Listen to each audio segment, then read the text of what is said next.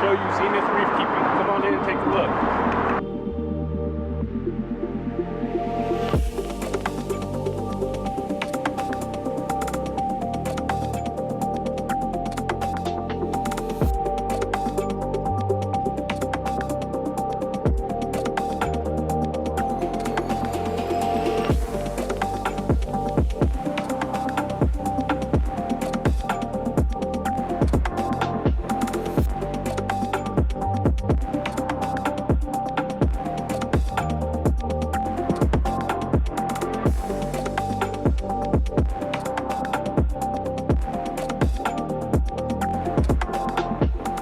Zenith Reef Keeping is an aquarium store located in the western part of Colorado in a town called Grand Junction. We specialize in saltwater corals and quarantined fish. This video, however, is going to be a walkthrough of the whole store and show you guys what we have and give you guys an insight on what we do here.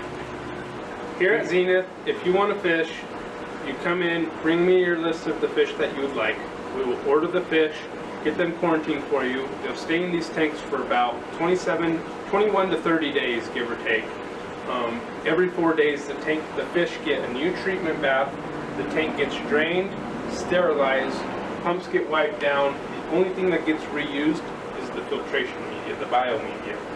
So we treat for anything from urinema, ick, velvet.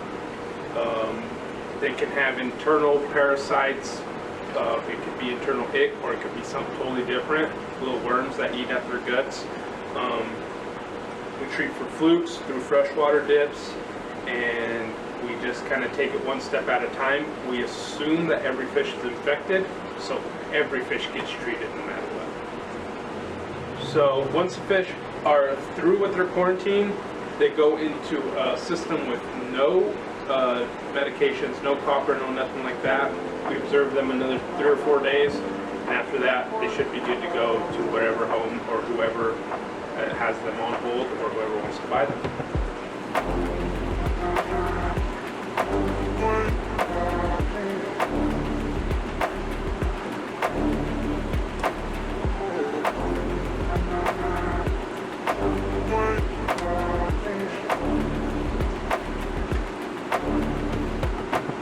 Alright. Camera's rolling. So this fox face here was given to me, not given to me, but a guy named Chris brought him in because he had stopped eating and turned black. I didn't know what was going on with him. He's an old fish, so it could be something like tumor or something, I don't know. But what I tried was adding an air stone, and I noticed that some white film was coming off of him. So I thought, it's got to be bacterial. So we dipped him in some methylene blue today, and he's starting to get his color back already. I have hopes. He's on day 5 and still hasn't eaten, so that's a little worrisome. But if we can get him eating, I think he'll be all right. What do you think, Blake? Yeah. He's always been at the surface of the water. He started swimming down here more once I added the air stone. But I mean, to be honest, I don't know if he's going to make it or not. It's a shot in the dark. Here's a personal question. I heard you're not supposed to put air stones in saltwater tanks. So the big thing about air stones in saltwater tanks. Look, I got an air stone, guys. So air stone is good for saltwater. It adds oxygen. It raises ORP. The reason why it's frowned upon is because it causes all this crap. Salt creep. Nobody Whenever you have salt. air bubbling at the surface, you're going to get salt creep. Hence, like on the sump, all your salt creep builds up where your drain is. That's because that's where the most airflow is coming out. But it's actually very good to have oxygen in your water. I put air stones. I used to have them in those tanks as well when I was at my house, and it's very valuable, especially if a fish was caught. This is a big thing. If a fish was caught using cyanide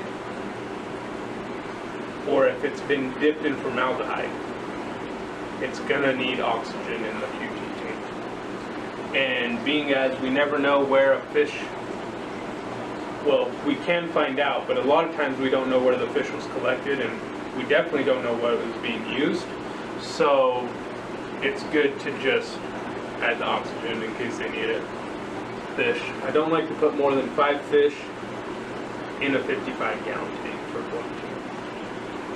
That tank has a lot of more fish, but it's because the Bang guys are small. That tank has a lot of sand, and it has a lot more biological bacteria growing in there. Yes, you can have biological bacteria even though there's copper.